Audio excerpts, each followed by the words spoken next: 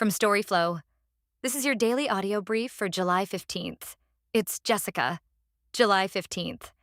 The news desk, 10 stories, here's the one that opens it. Let's get into it. First, from the Bulwark. As America is losing friends, China is courting them. China's analysts have been watching the NATO summit and, rather than counting on brute force, they're betting that the United States will keep losing its partner network. The picture they see is a world where America's strength still lies in its web of alliances, development aid, and information programs, while Beijing is quietly weaving its own web through the Belt and Road, port stakes, telecom deals, and mining contracts across Africa, Europe, and the Caribbean.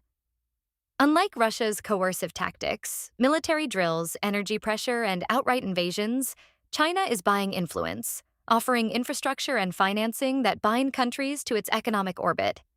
That strategy has been reinforced by the recent expansion of BRICS, which now includes Egypt, Ethiopia, Iran, the UAE, and Indonesia. The group isn't a military bloc. Its appeal is the vague, flexible platform it gives nations that want alternatives to Western institutions without fully aligning with Beijing or Moscow. The upshot is a shifting balance. The United States still commands a deep, multifaceted partnership network, but China is steadily courting those same partners with long-term investment and trade ties, turning economic leverage into political influence. As the alliance fabric thins, Beijing's quiet, investment-driven approach may become the dominant way to shape global alignments. Next. Second, from The Guardian, UK. Heating oil customers to get up to £350 compensation for cancelled orders. About 1,700 heating oil customers are getting up to £350 in compensation after their orders were cancelled during the Middle East crisis. This happened when suppliers scrapped existing orders and offered new deliveries at higher prices. The UK's Competition and Markets Authority investigated complaints and found that this was unfair to customers. As a result, those affected will receive compensation, but it's not clear how many suppliers are involved or what the total payout will be. The CMA is still working on the details of the compensation scheme. Up next. Third, from The Guardian, UK, Green-led council plans to ban cooperation with Home Office on immigration raids.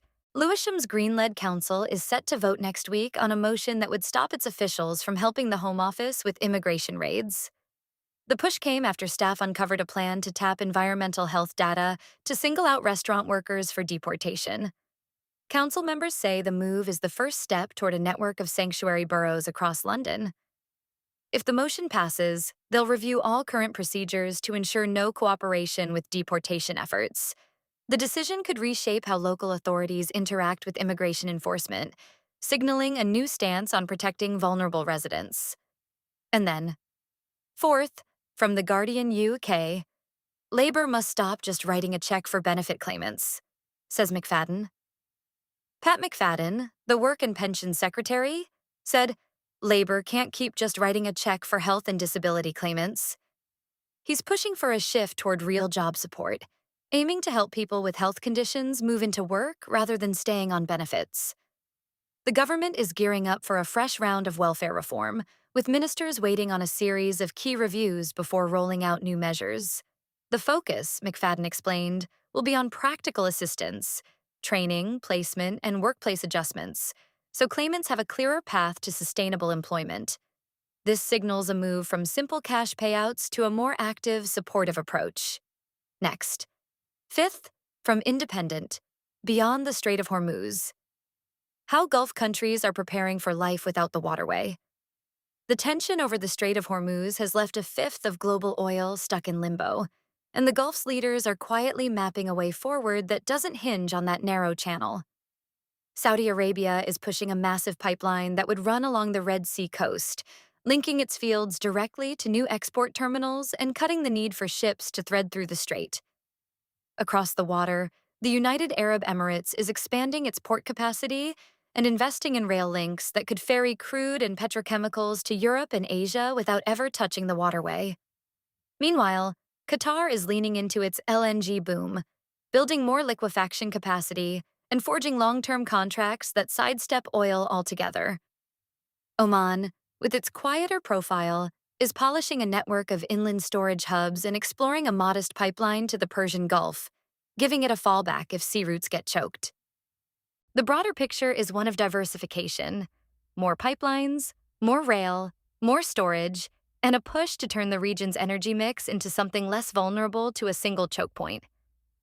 All of this is happening while the US and Iran keep trading strikes, a backdrop that's forcing the Gulf to think long-term. The emerging infrastructure isn't just about moving oil. It's about reshaping trade routes, securing revenue streams, and giving these countries a bit more breathing room when geopolitics gets tense. It's a steady, pragmatic shift that's already taking shape, even if the headlines still focus on the flashpoints. Up next, sixth, from the Hindu top, project to fill 88 tanks in Haveri district will be helpful in rain deficit years, says Karnataka's PWD minister Satish Jarkiholi. So I dug into this project in Haveri district, and it seems the Karnataka government is planning to build check dams on the Tunga and Varada rivers. According to the PWD minister, this will help boost the groundwater table, which is a big deal for the area since it's already experiencing rain deficits.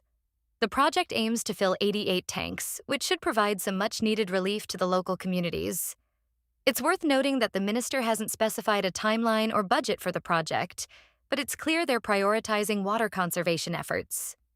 And then, seventh, from the Guardian World, Japan officials hunt bear that raided couple's fridge amid string of break-ins.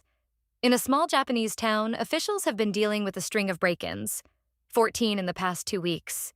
They're setting up traps and electric fences to catch the culprit.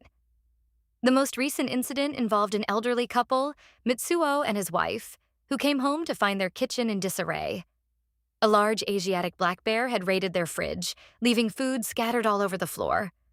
The bear was spotted by Mitsuo when he went to investigate a noise, and his wife quickly called the police. Authorities are now on the lookout for the bear, hoping to catch it before it strikes again. Next, eighth, from RFI English, French PM in Morocco with a dozen ministers for a 2-day visit.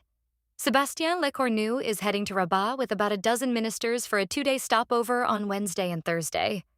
The delegation's goal is to tighten the France-Morocco partnership, and officials expect a handful of deals to come out of the talks. It's being framed as the start of a fresh chapter in the country's rapprochement, with both sides signaling a push for deeper cooperation across trade, security, and cultural exchange. The visit should set the tone for the next round of bilateral projects, and it looks like the agenda is already humming with concrete plans. Up next, ninth, from Straits Times, Muslim man stabbed multiple times in Utah over his religion, police say. So, I've got this one from Utah, confirmed by police court records on Tuesday. A guy was stabbed multiple times, and the attacker said he targeted the victim because of his Muslim faith.